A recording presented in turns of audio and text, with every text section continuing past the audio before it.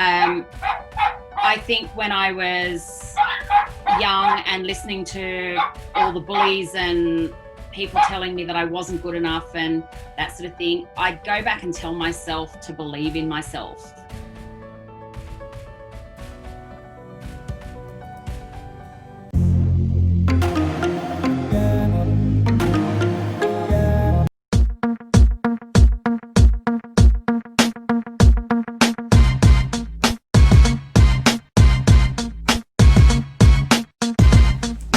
The glitz and glam is the fame, but it's the work backstage that makes the game. I'm Crystel and Bandal, your host. Come with me behind the lens and watch their stories unfold. Our next guest on Behind the Lens is a wonderful candidate for Miss World Australia for 2020. I can see that she's doing some incredible work to advocate for bullying, and I'm excited to hear more about the story behind it and the things that she's doing to contribute back into the community. Please welcome onto Behind the Lens, Hardwicke. Fat, ugly, stupid, worthless. Such simple words with such devastating consequences. It is so rare that I'll ever put my voice to anything, not because I don't feel things, believe in things, or have passion for things, but largely because I, for so many years, have thought I don't have words worth listening to and I don't have a voice worth hearing. But then I realised that's why I'm so passionate about campaigns such as Speak, Even If Your Voice Shakes, and Words Are Weapons. If I don't have the courage after nearly 44 years on this earth to stand up and say what I feel, what hope do our young people have of being able to stand up and tell someone they're being bullied? We need to educate the bullies that their behaviour is not okay, but equally important, we need to lend our strength to the young people and to those being bullied to say that it is okay to stand up and tell someone you're being bullied. Bullying needs to stop. Something needs to change. How many more lives do we need to lose before there's a change in society? Please lend your support and lend your strength to these campaigns. It is so important that the message gets out there and that we can save like young lives. Go to Words Are Weapons or Speak Even If Your Voice Shakes and lend your support. Help save a life today and put a stop to bullying. Now, speaking of competitions, we mentioned before that you are competing for a pageant that's Miss Australia World. Yes. How did you get into the pageant world from doing events and now being on the side of being a participant of an event? And as a competitor, how did you get into that? I've known Robbie Canner, who was Miss World 2018-2019 for the last 10 years. I was in my car waiting to pick up my little boy from trampolining one afternoon, and a post of hers came up on Facebook, and it was calling for participants for the inaugural Miss Australia and Miss New Zealand World Pageant.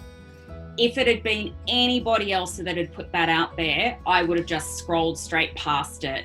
But I also knew that anything that Robbie did and anything that Robbie put her name to was going to be something pretty special, and it was something that I knew I needed to be a part of. So I literally sent her a message saying, thinking about joining, thinking about becoming a participant, what are your thoughts? And her response was, go girlfriend, send me your application, you're in. And that was November last year, and I haven't looked back.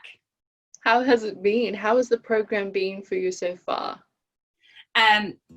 Nothing like what I expected. I think I was probably one of those people that had a little bit of a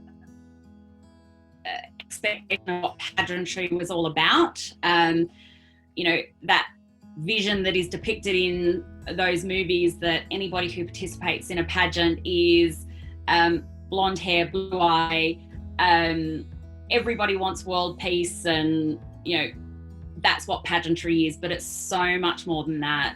every person that I have met and participate with in the pageant are incredible women who have experienced some, pretty tough things in life. And, we're all out there having careers, being mums, being pretty unique and special women. And this is just a platform to allow us to show the type of women that we are and that we can be. And I love it. It's pretty empowering. What are some things that you think, what are some valuable things that you feel like you've discovered or learned about yourself throughout joining a pageant? I think the biggest thing that I've learned and that I hope I can instill in my son is that you can do anything. It doesn't matter, it doesn't matter how old you are. It doesn't matter what your background is. It doesn't matter where you come from or what you've experienced in your life. We all have an equal playing field and we all have the potential to be something special. And don't ever let anybody tell you that you can't. So it's given me a really renewed sense of self-confidence. It really has. How have you felt since receiving or gaining that renewed sense of self-confidence?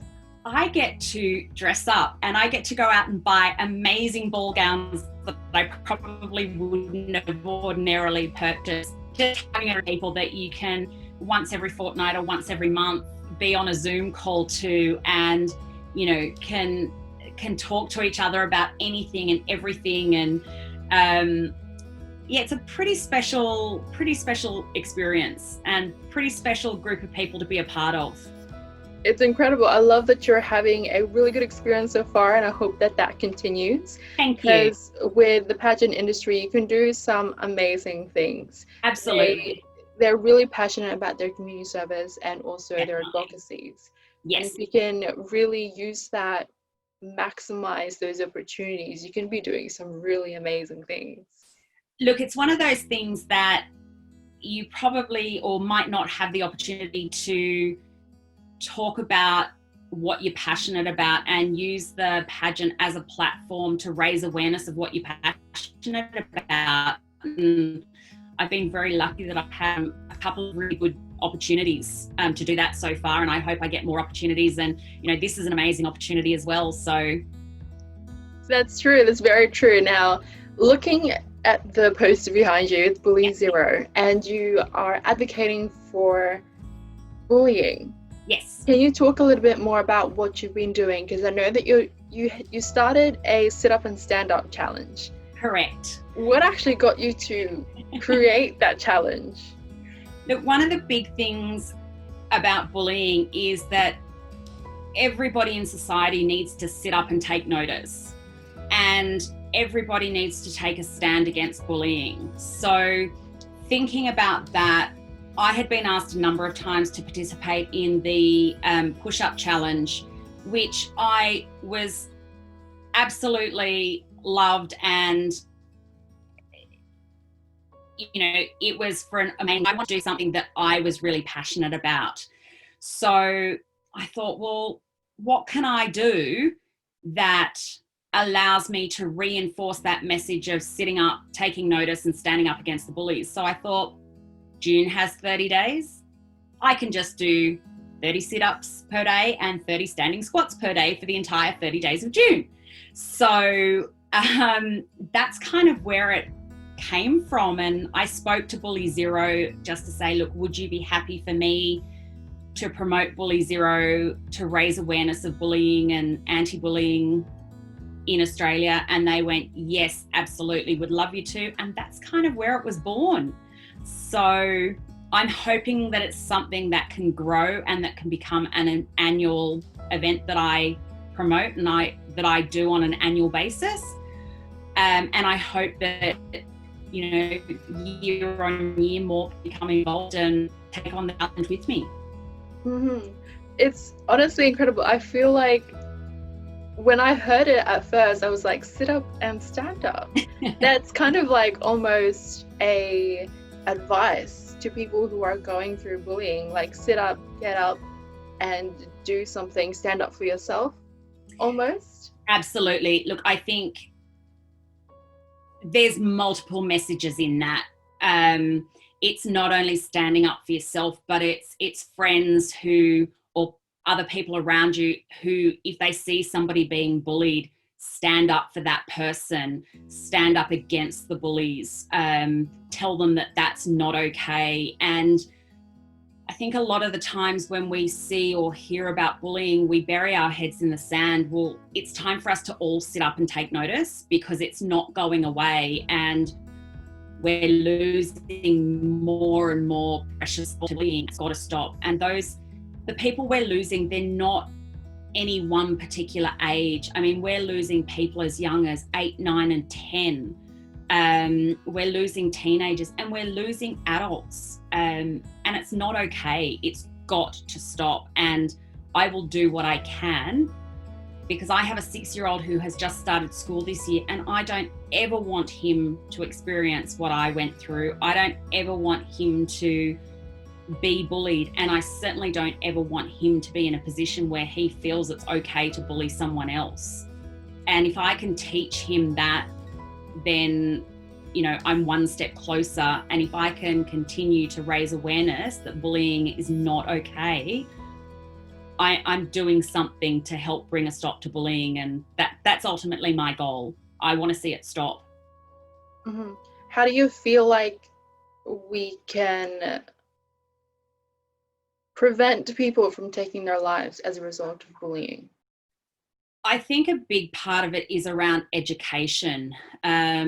Educating the schools, educating teachers, and giving them the tools to manage that and to look out for the signs. But I think also making sure that people being bullied know that there is support there, that they don't have to go it alone, and making sure that they do have people to talk to. And that's what I was saying before when you asked me about what advice I would give to somebody, is find somebody you trust, and don't be afraid that you think you're dobbing somebody in. It's just being honest. And if that means your life is saved, then, I'm all for dobbing in because it's worth more than somebody taking their life. It really is. It's hard every time I hear of somebody else losing their life because of something that somebody has said or done, or it's got to stop. It really does. Now, let's switch it around a little bit. Why do you think people bully in the first place?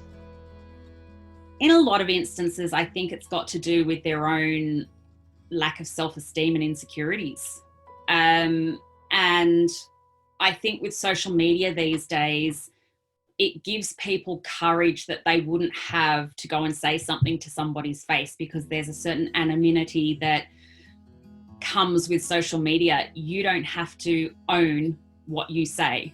You can go out there and you can say something and you're hidden behind a screen. But I think it also comes from people's environments. Nobody's born with hate, and nobody is born with the ability to pick on somebody else or to bully somebody else. And I'm not saying that it's learnt from the home. It's societies, it's different environments, and I think a large part of it comes from people's own insecurities. And by picking on somebody else, the focus and attention is taken away from them. That's true. So I feel like, from the sound of it, not only do we need to be protecting those who are already experiencing bullying, but we also need to be finding ways to prevent it from happening in the first place.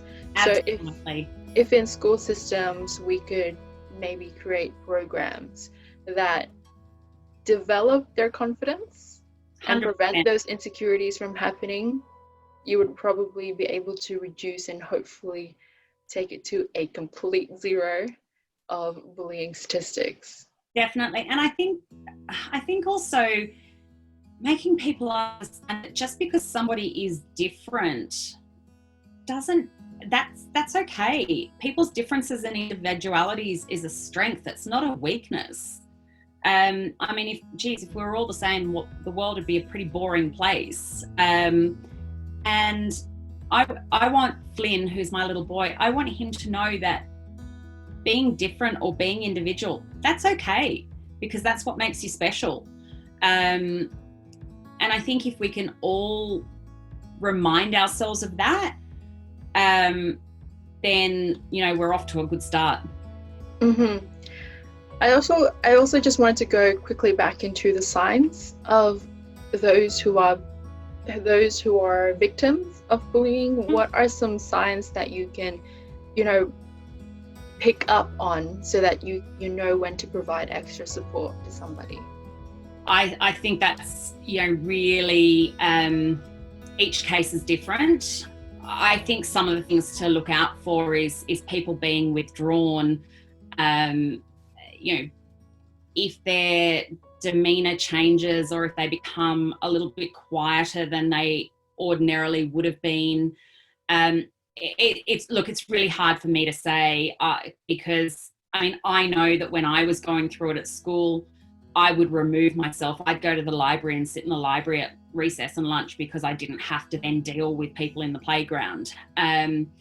So I think it's just looking out for those sorts of things. Is somebody being withdrawn? Is somebody quieter than normal? Do they stop interacting with people?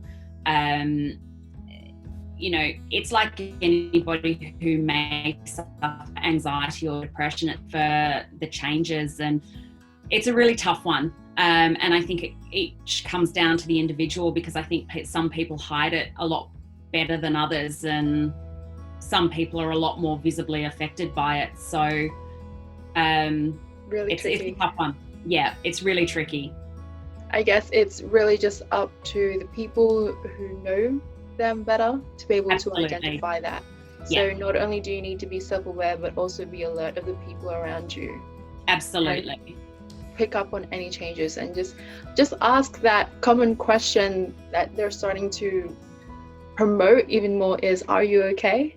Just asking that simple question can sometimes be the turning point. Absolutely.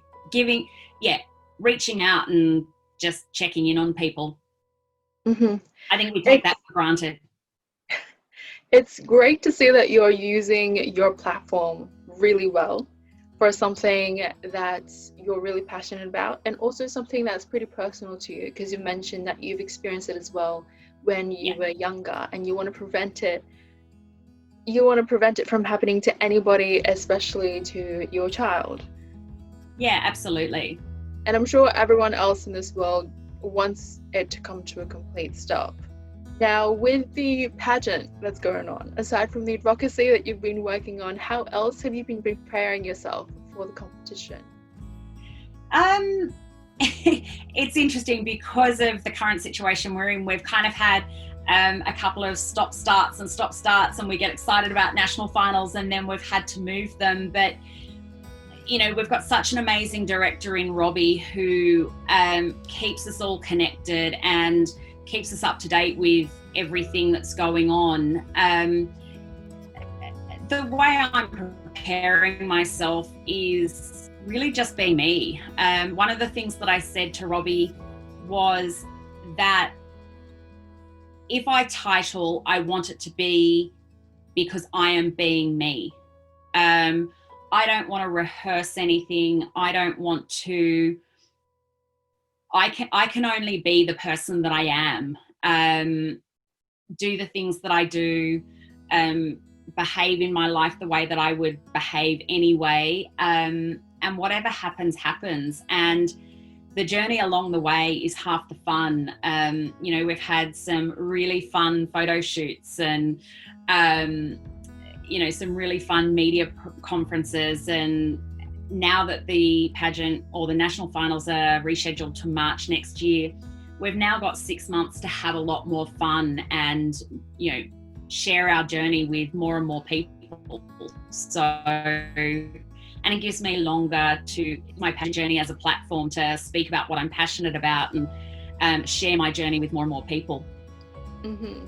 I love that you're seeing the event being postponed to next year instead of this year. I love that you're seeing it as more of an opportunity instead of a moment that's disheartening or discouraging. Definitely. You're Look, I think back to if we'd gone ahead with finals in May this year, my journey would be over.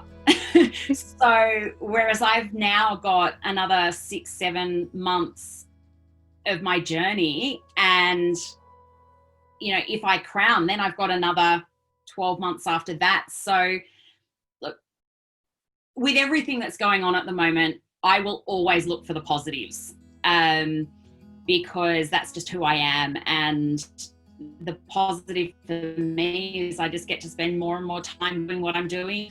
Don't get me wrong, I'm excited for national finals and going through all of that, but at the same time, I'm absorbing as much of the journey as I can.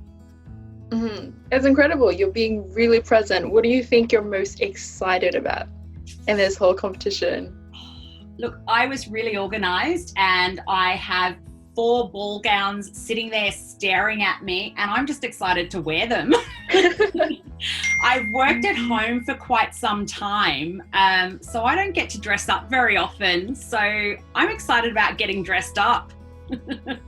That's wonderful. You get every chance under the sun to be able to dress up for pageants, especially for the number of things that you're going to be doing. Let's say you're attending fundraising, charities, media conferences, things like that. Absolutely. I'm sure that you have so many opportunities to be doing it. Definitely.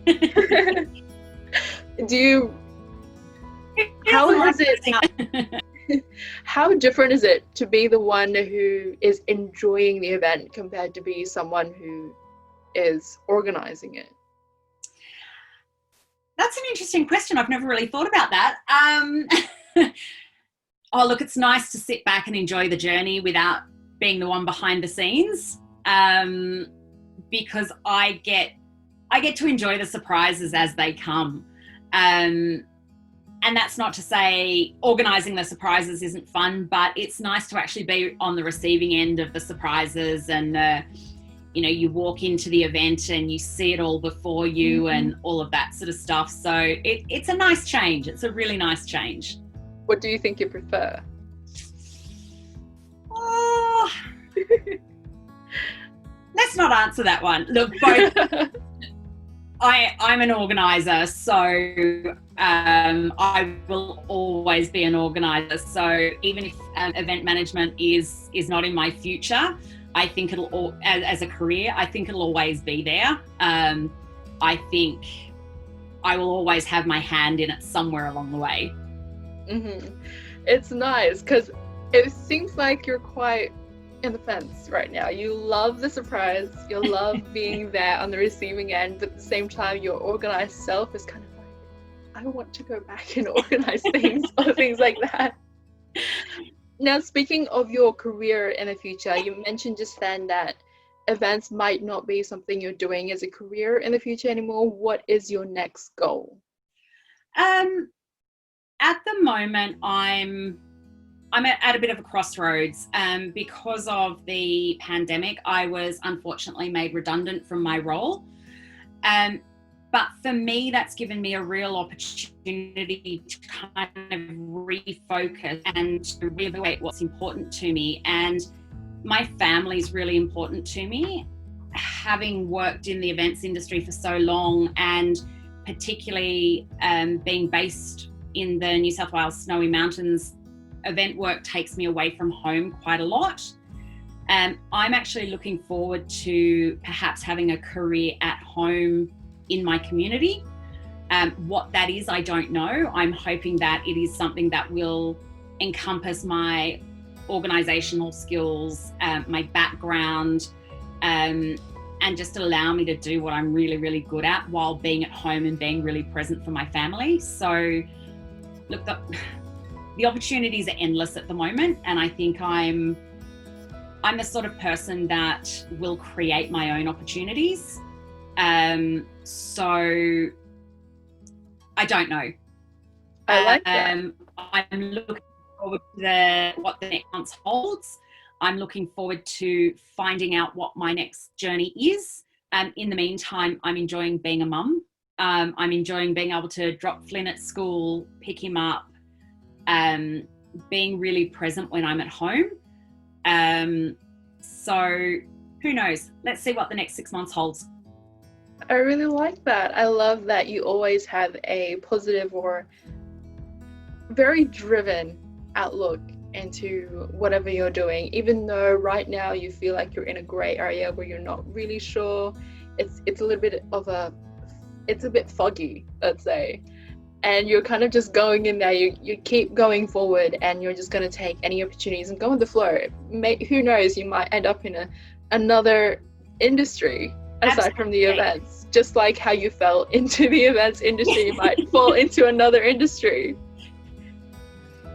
Absolutely. And whatever role I fall into, they will get 110% of who I am, because I've always put so much of myself into my work, because I have a very strong work ethic, and I'm incredibly driven and passionate about what I do. So yeah, look, whatever happens and whatever I move into, I'm excited for. So watch this space. Definitely. Now, looking back into the experience that you've had overall in the events industry, is there anything that you feel like needs to be fixed or addressed, or something that you want to see more of in the industry? Look, it's a really tough one, because within the events industry itself, there's so many different aspects to it. And I've worked across a number of different aspects. I mean, I've worked for music festivals. I've worked for sporting events. I've worked in corporate events, and like, they all have their place. Even within every industry, so for example, banking and finance, or law firms, or corporate industries, everything's done slightly differently. So there's nothing that needs fixing. I just think, as I mentioned earlier, I think the way events are run and managed, and the control mechanisms that go into planning events, particularly large outdoor events, is definitely going to change. But that can only be a good thing. So look, I wouldn't change anything in my career. I certainly wouldn't do anything differently if I had the time over, because everything I've done, as I mentioned before, got me where I am. So Now, keeping in mind that you didn't want to change anything, or that you don't regret anything, is there any moment that you want to relive in your career? I don't know if there's any moments in my career that I'd want to relive, because they're all pretty unique and special in their own way. I do have one thing in my personal life which I do want to go back and redo. I've run a number of different marathons.